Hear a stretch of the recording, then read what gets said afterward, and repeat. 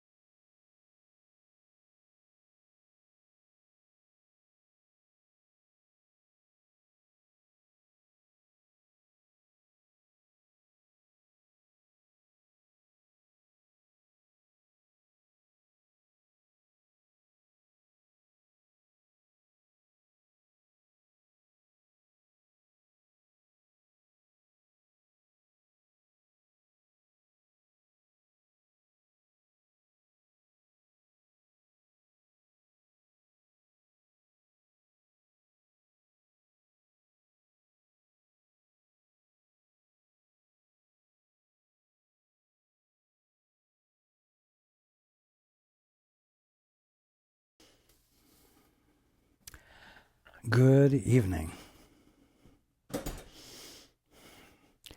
and welcome to everyone who's joining us on the internet. I'm going to back up a couple of sentences,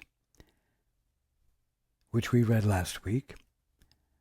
The miracle of the holy instant lies in your willingness to let it be what it is.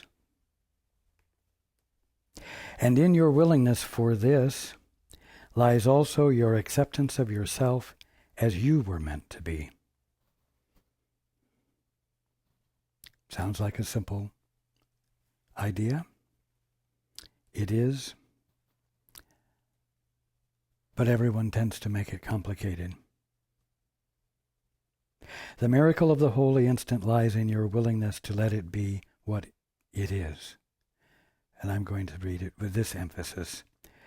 It lies in your willingness to let it be what it is. You see? You don't know what it is. And that's why you're still dreaming. That's why you're still experiencing life in the kingdom of heaven as just the human condition.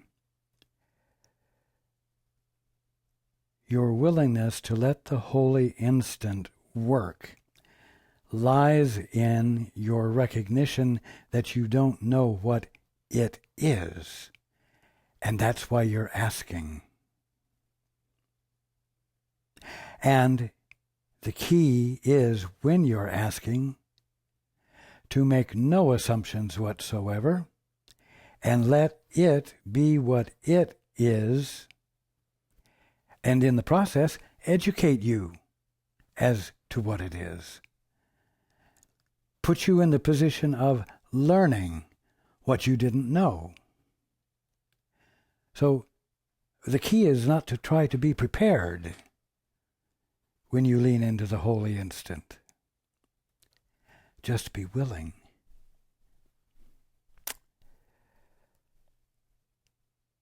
And in your willingness for this lies also your acceptance of yourself as you were meant to be. Yes. You, as you were meant to be, You, as you divinely are the presence of attention, not the problem solver, not the intellectual corrections officer.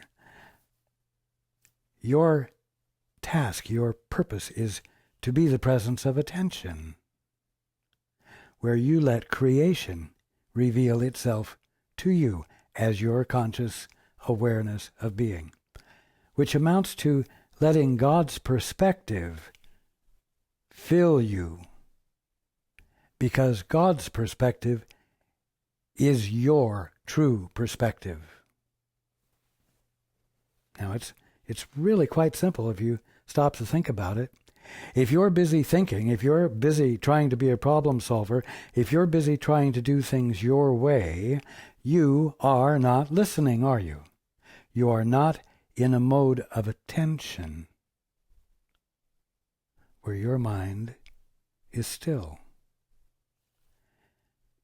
Now, it's very simple. The difference between being in a state of attention and being in a state of assertion is the difference between being awake and being asleep. It really is that simple. It really is that fundamental. Now,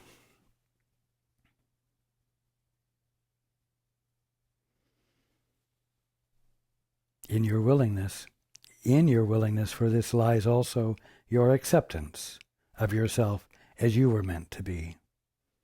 Not arguing with it anymore, not fighting for the last chance to be in charge.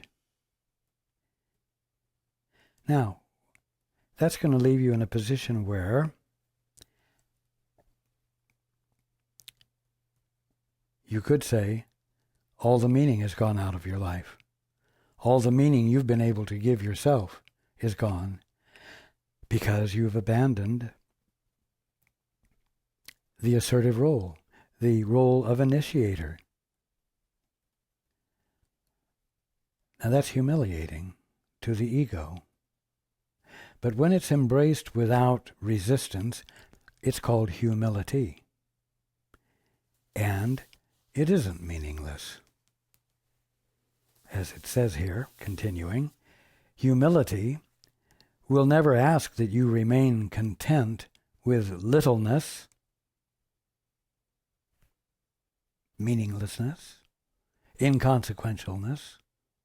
No, humility will never ask that you remain content with them.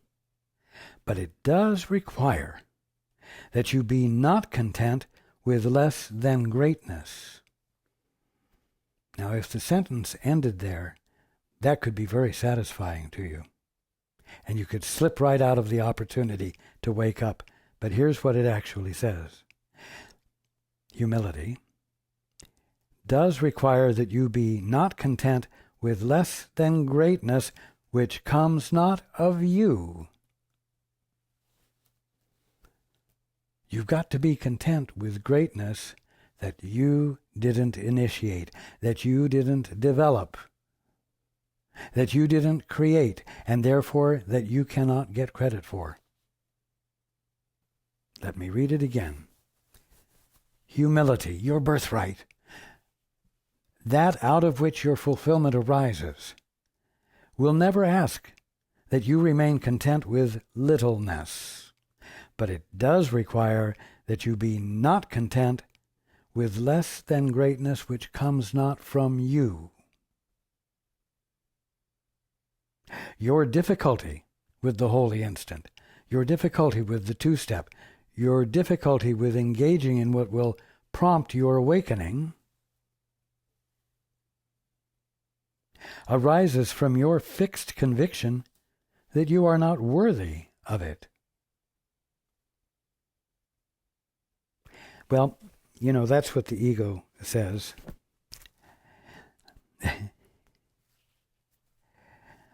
But what it really means is that it requires you to abandon something important to you, so important to you that you're perfectly willing to lie to yourself and say that your fulfillment is something you're not worthy of, and therefore you can't have it. Pretty slick.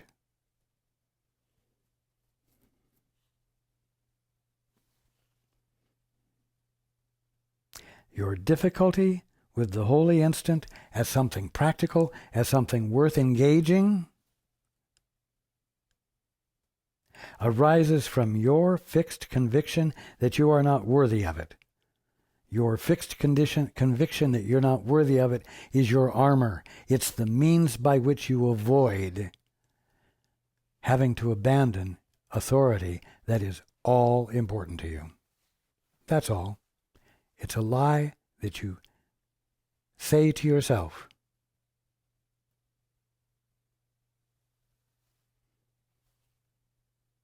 And it keeps you safe, dreaming. And what is this but the determination to be as you would make yourself? You see, you through thinking, you through not being silent, you through not engaging in the two-step at all, make of yourself something unworthy of that which arises out of the two-step. Awakening, waking up to the truth, rediscovering who you are, rediscovering your birthright, and embodying it because you're not resisting it in any way with arguments and lies. God did not create his dwelling place unworthy of him. God did not create you, his dwelling place, to be unworthy of him. And if you believe he cannot enter where he wills to be, you must be interfering with his will. You see, it's not because you're not worthy of it, but you're interfering with your Father's will, which is for you to be sane, not suffering from insanity, being able to clearly experience yourself as his son, his daughter, his direct expression in which all that he is embodied fully.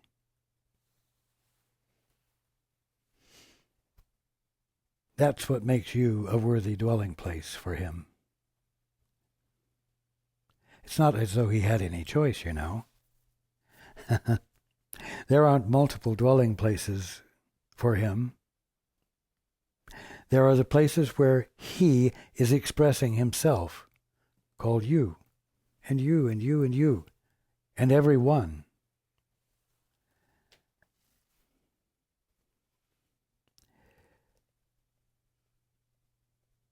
You do not need the strength of willingness to come from you, but only from his will. Now we're beginning to step onto a difficulty here. Because you want to play a part. You think you need to play a part. Your whole state of existence as an independent entity has revolved around your intelligence, your reasoning, your capacities, your definitions. And that and those therefore constitute the normal activity of an entity like you. And so you think that in your process of waking up, you're going to continue to be the one authorizing the awakening by taking certain steps.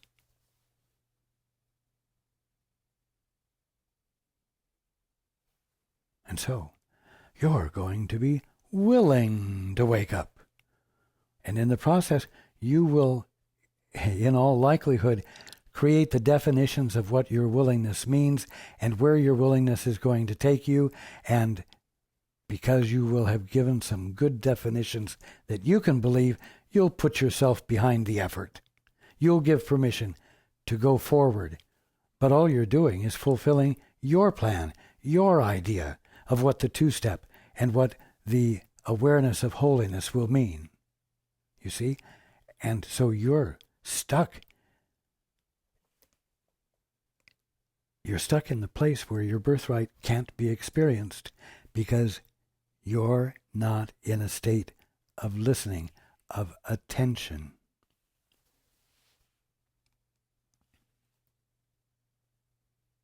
The holy instant does not come from your little willingness alone. It is always the result of your small willingness combined with the unlimited power of God's will.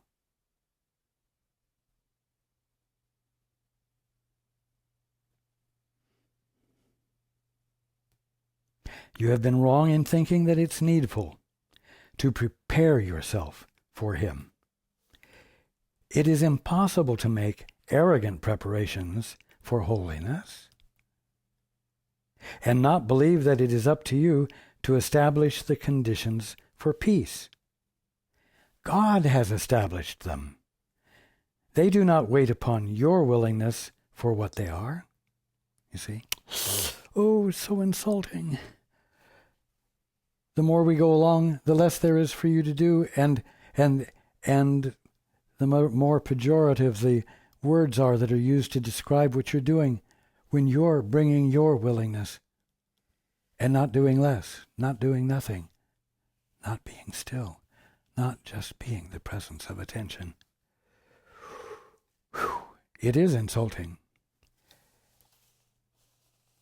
And you know it.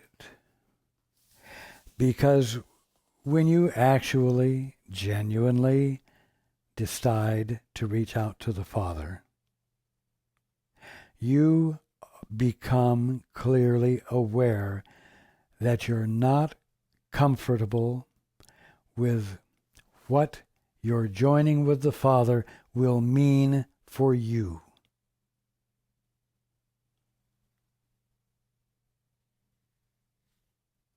I mean, after all, it's to say, not my will be done, but thine, is insulting to someone who, through the practice of his will, becomes something real. To abandon it necessarily means that you will become unreal, and that is what is frightening, that is what is insulting.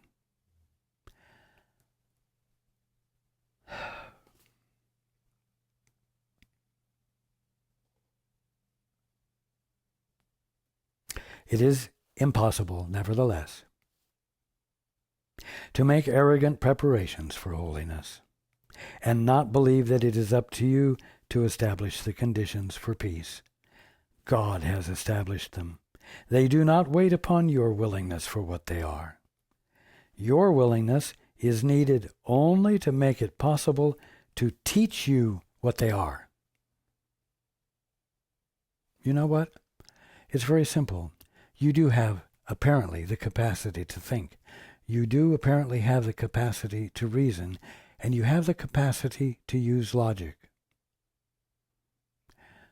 Those are not meaningless, but they are used by you to practice and establish meaninglessness. Now, their use is for one thing.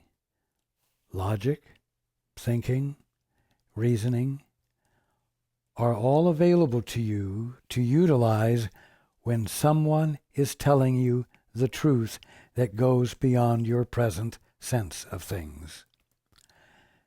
You read the scriptures, you read holy books, you read and embrace spiritual ideas, and they all get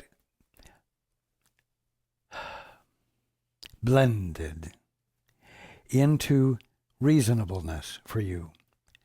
Now the purpose is for them to bring you to a place where you can reasonably abandon control, because reason used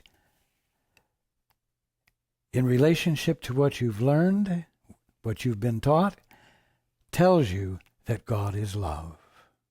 It tells you that God is your source. It tells you that when you're joined with Him, you are in your peace, and you are in the place of experiencing total fulfillment, not only apparently by yourself, but with involvement with all of creation and all of the brotherhood. These things help you arrive at a point where you can say, Father, you see, abandoning the independence, Father, what is the truth here? Father, what is your perspective on this? How do you see this part of the human condition as it truly is, being the kingdom of heaven that it actually is, and my being the Holy Son of God that I actually am? It is clear enough to me that the way I have described things in my request of you, Father, I can dare to abandon my control, my need for authority, and the need for an ego hit if I'm successful in exercising that authority, and I am going to shut up.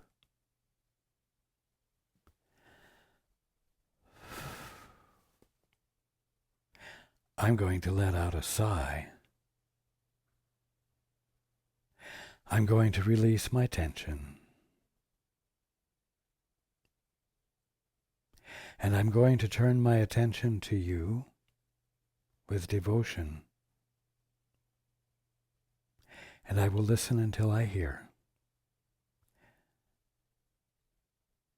Because I know you are waiting for this exact moment where I desire to join with you again.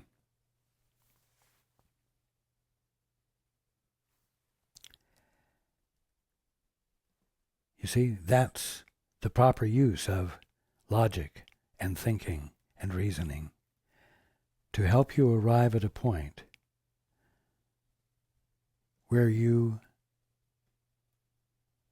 can conceive that there is no vulnerability associated with coming back into your right mind as a result of joining with the Father to say, Father, how do you see things?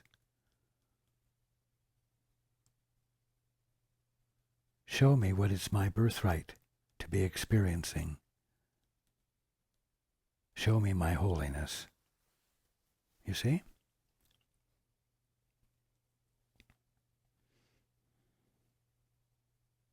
If you maintain you are unworthy of learning this, you are interfering with the lesson by believing that you can make the learner different. You, the learner. You did not make the learner, nor can you make him different.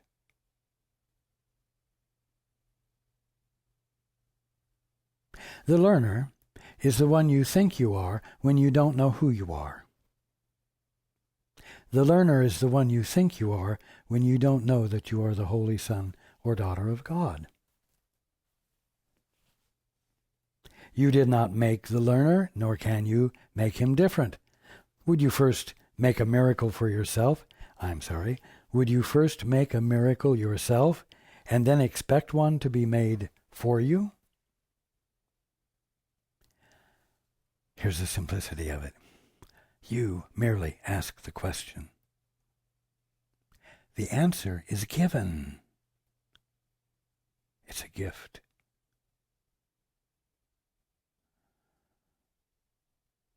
Seek not to answer it,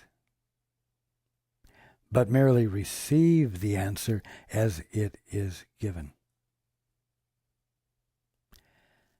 And you know that you will seek to answer it yourself.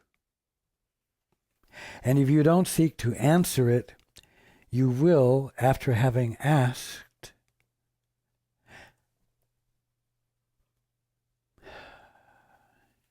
overwhelm yourself with all the arguments of why you can't have the answer, why you don't want the answer, and why you're going to be unwilling to receive it.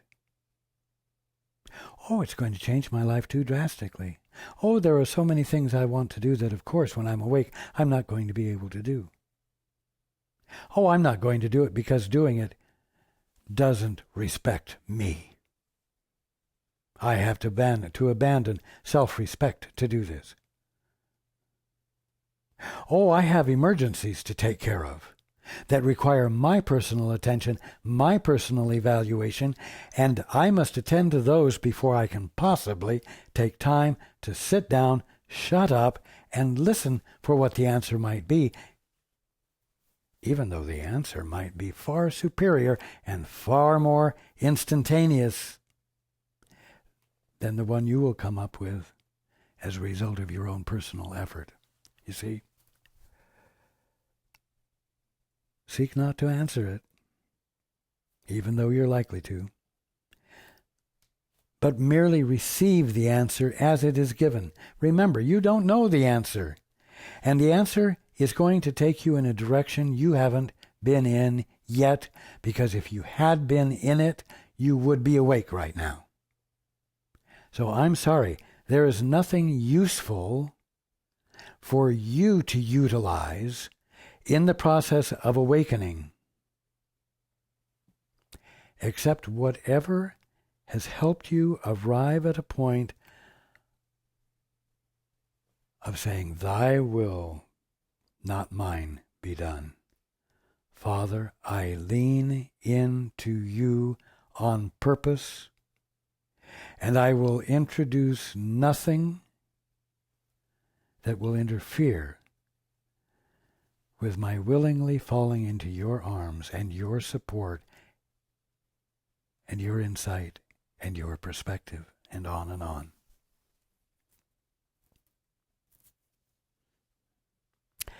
In preparing for the holy instant, do not attempt to make yourself holy, to be ready to receive it. Do you see how silly that is?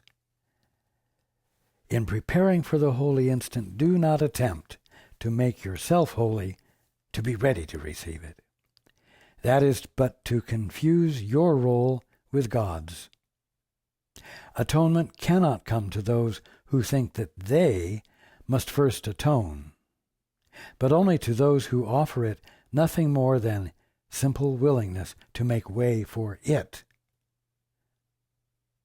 to make way for it to present itself to you, and by virtue of its presentation, change you, cause learning to occur, because you didn't interfere with the learning by introducing theories and concepts or justifications or denials of it. You see?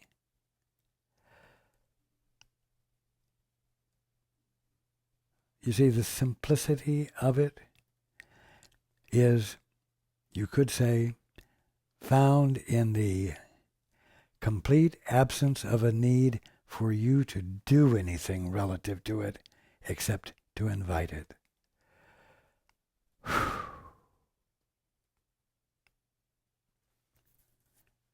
You will find that one of the biggest arguments against it is, I don't have time. I don't have time to be quiet. I don't have time to listen. And it's only after you have pursued your solutions and failing that you finally arrive at a point where you'll say, I need to sit down and be quiet. I need help. I can't do it by myself. Which means I must not be the one who needs to be involved in the correction of this problem. It's the Father, in whose presence and in my willingness to receive of Him, I will find that there's no problem to solve. It's disappeared. Correction has apparently occurred.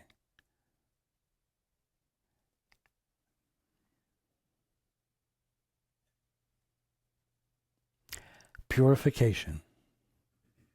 Did you ever think that purification would be a matter of cleansing your mind of all of your thoughts, beliefs, concepts, definitions? That purification is the filtering out of what doesn't belong in what is to be a simple state of attention, not filled with thoughts or ideas or concepts or definitions. Purification is of God alone and therefore for you. Rather than seek to prepare yourself for Him, try to think thus: I, who am host to God, am worthy of Him. He, who established His dwelling place in me, created it as He would have it be. It is not needful that I make it ready for Him. Let's hear that again. It is not needful that I make it ready for Him, but only that I do not interfere with His plan to restore to me my own awareness of my readiness, which is eternal.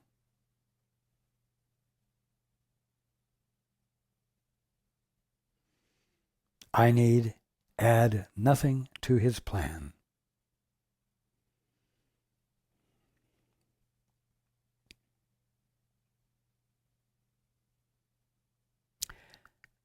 But to receive it, I must be willing not to substitute my own in place of it.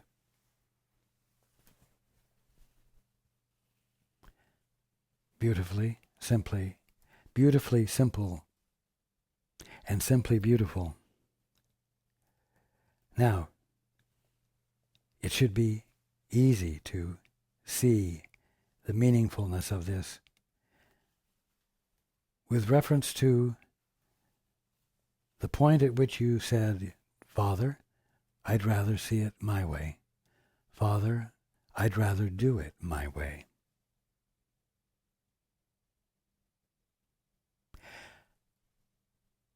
In order to wake up, you have to undo that. I need add nothing to His plan, but to receive it, I must be willing not to substitute my own in place of it. The whole problem,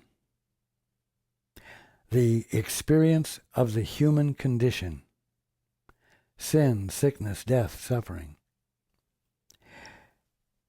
is the result of your having substituted your own in place of the Father's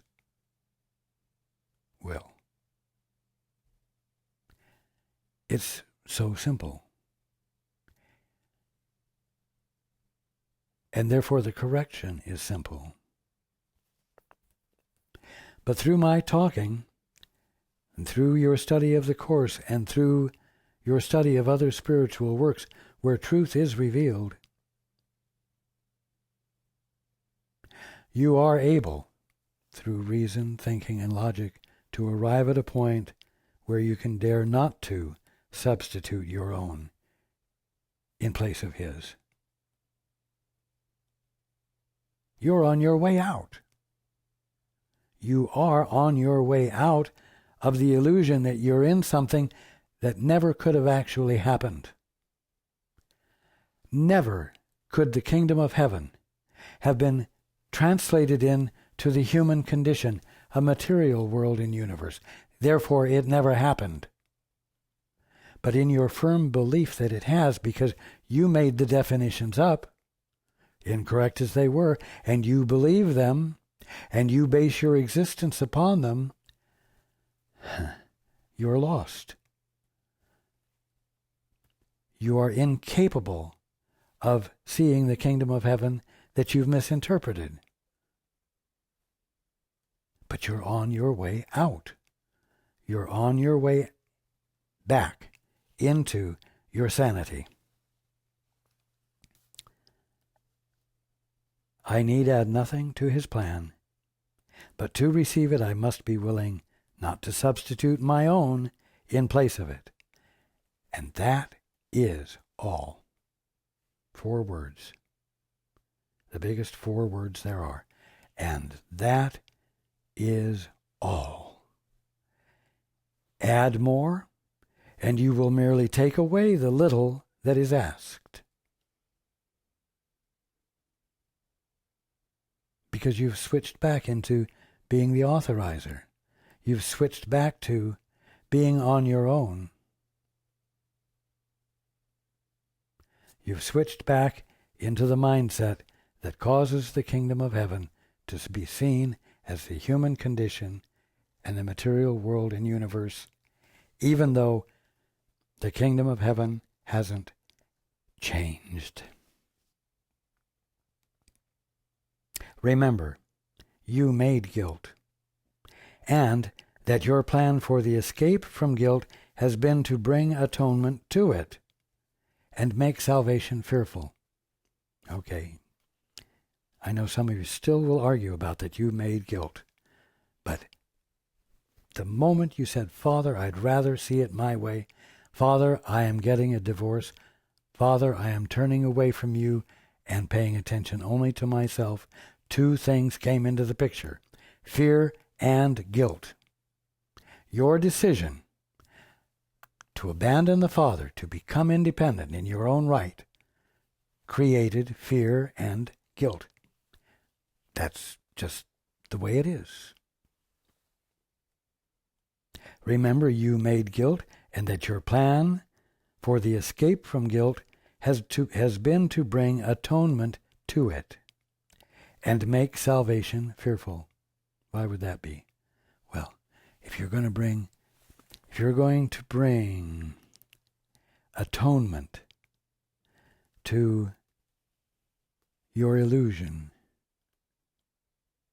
you know that atonement is going to invalidate your illusion. It's going to invalidate you. And you're going to be faced with what you're faced with right now, which is the fear that you're going to become meaningless and that you will never again be able to be meaningful in any way. And so that makes atonement fearful. You see? And it's not true.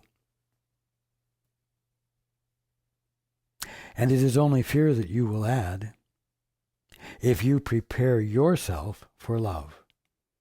If you prepare yourself, you see, prepare yourself for the holy instant, prepare yourself for holiness, prepare yourself for love. You know, there's a beautiful statement. Love inspires, illumines, designates, and leads the way. Again, love inspires, illumines, designates, and leads the way. How can you prepare yourself for love? You need to be humble enough, to be quiet enough, so that inspiration can enter you, so that you might be lifted up by the inspiration that love brings. You can't prepare the inspiration for yourself that's going to lift you up. You can't prepare for love. All you can do is become still and make the invitation. Love waits for you to invite it in. When you let it in, you feel inspired. And every one of you have had experiences of inspiration brought by love that lifted you out of some situation or condition and helped move you and lead you and support you on the way out with a piece that you couldn't possibly have brought into the picture all by yourself. So this is an easy way for you to understand that it is only fear that you will add if you prepare yourself for love, and what the alternative is, to let love disclose to you through inspiration what heals. The preparation for the holy instant belongs to him who gives it, not him who receives it.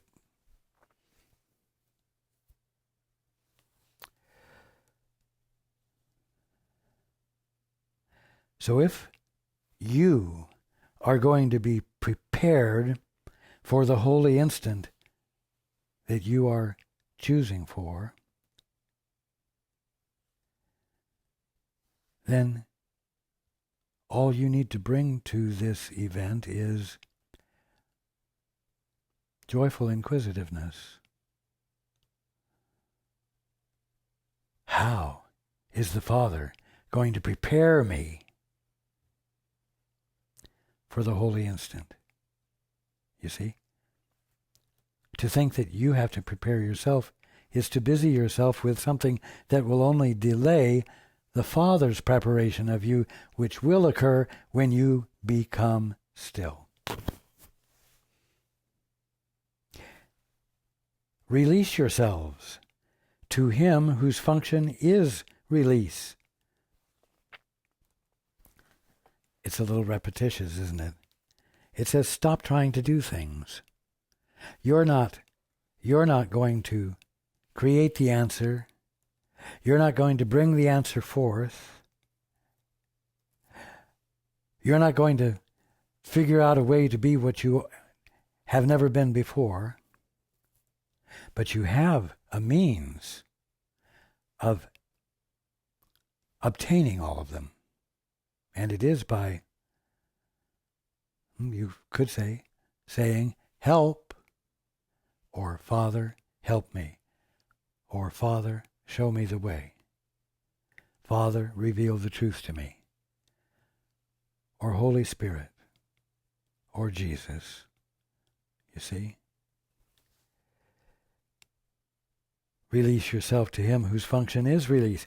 Do not assume, take on, his function for him. Give him but what he asks, that you may learn how little is your part and how great is his. Now here we are, we're going to address it directly. It is this that makes the holy instant so easy and so natural. You make it difficult because you insist that there must be more that you need do.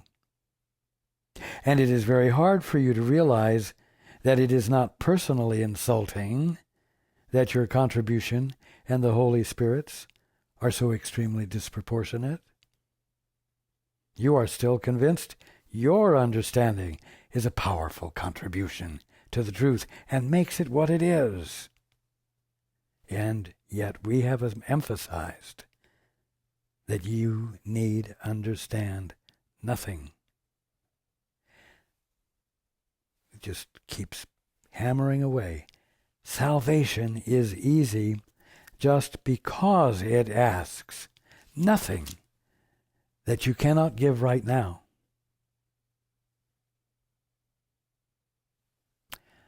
But it asks something that you're unwilling to give right now because it's a sacrifice of you and your integrity. And some, it's like going to a casting agent for a movie. Don't you have at least a small bit part for me? Can I stand in the crowd in the background almost out of sight? Cannot my presence add something to the scene?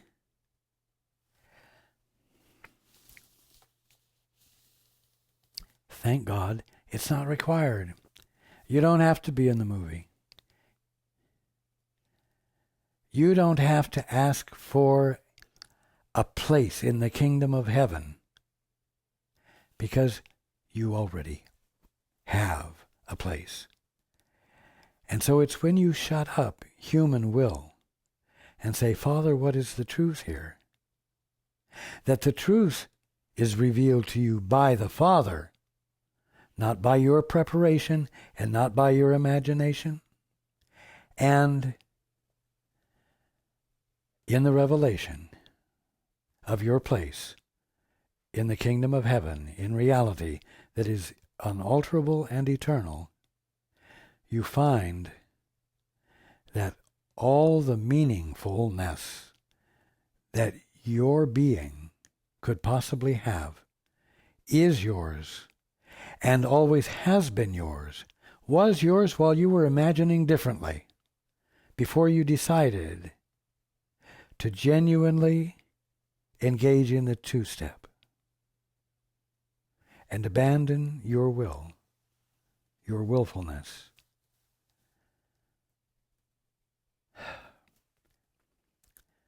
This is absolutely beautiful, absolutely simple, and yet it seems impossible. You say, well, your teachings, Jesus, have been around for 2011 years. Hasn't happened yet. There have been great spiritual teachers even before you, and it hasn't happened yet. It's completely unreasonable for me to embrace the idea that it's possible for me, or that it's actually possible for anyone. After all, in all of existence, if it hasn't happened yet, what justification is there for my believing that it can and will? Well, let me ask you this. What would have happened if Wilbur and Orville Wright had said, you know, in all of existence, no man has ever flown. Only the birds. Birds were meant to fly, not man. There's no way to do it.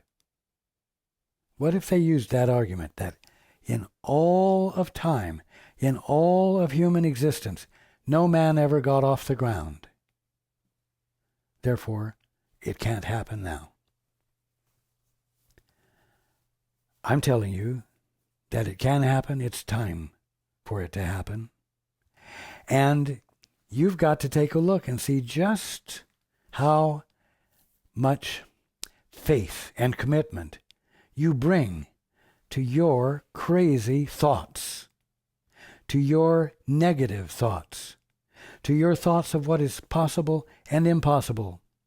But remember, what makes things seem possible and impossible to you are simply the way you have linked together beliefs, ideas, misunderstandings, and some bits and pieces of truth. Your release from it comes in your abandoning of what you have such great commitment to. You know, many of you say, well, there's no reason not to have some new technological gadget. There's no reason to not have a machine that can levitate us off the ground. There's no reason not to explore new inventions, and you will go after those new inventions with great vigor. Well, I tell you what, be like Wilbur and Orville Wright, and go after something that's never happened before. Go after your holiness. Go after the experience of your sanity, which means go after the experience of the kingdom of heaven that you're in the middle of, but not experiencing because you're so damned sure that your definitions about matter and the way the universe works proves that everything I'm talking about can't possibly be true. Stop arguing yourself into defeat and dare to explore a little, dare to be radical a little.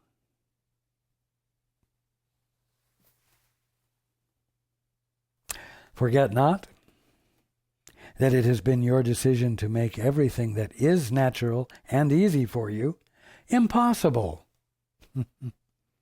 That's sanity. It's the truth that can release you quite suddenly. It's very helpful. Forget not that it has been your decision to make everything that is natural and easy for you impossible. What you believe to be impossible will be if God so wills it. You can't just decide what can or cannot be and have it be so. What you believe to be impossible will be if God so wills it, but you will remain quite unaware of it. If you believe the holy instant is difficult for you, it is because you have become the arbiter of what is possible and remain unwilling to give place to one who knows.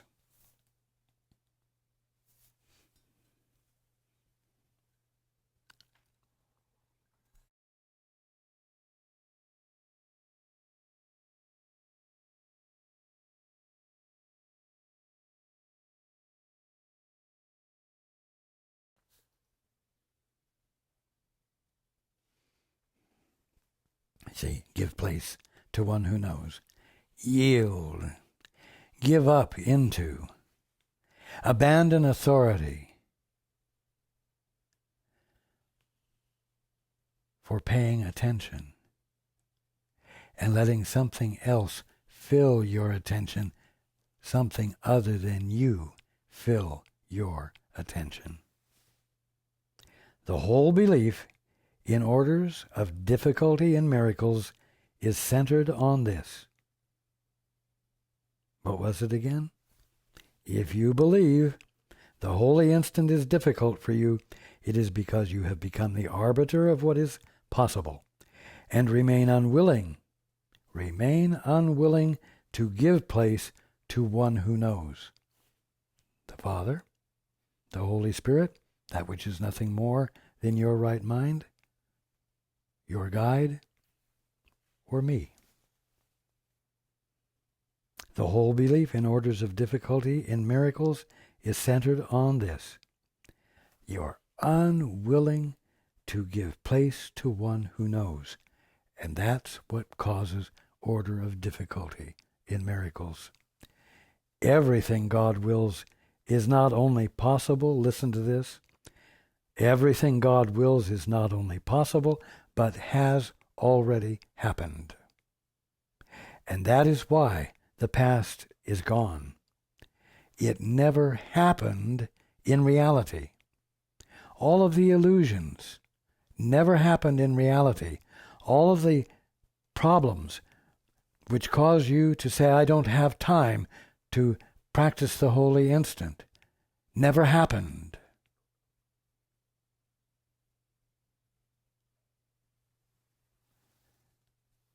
It never happened in reality, only in your minds, which thought it did. Only in your minds, which thought it did, is its undoing needful. You see, there's a little bit of misdirection that occurs. You see a problem, and you say, I've got to attend to correcting that problem. But the only thing that causes the problem to seem to be real is a glitch in your mind.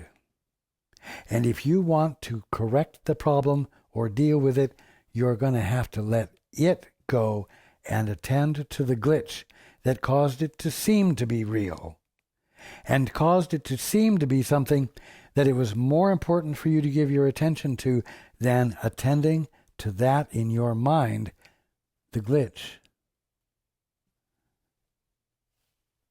And attending to the glitch is accomplished through the holy instant. Now, this is the simplicity of it. This is the beauty of it. It also seems to be the great impossibility of it, and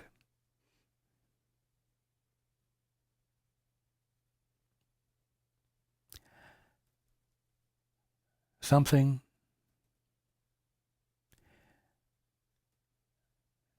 which you can't let go of your doubt about, but you have to persist. Like Orville and Wilbur write, persist. It's the way home.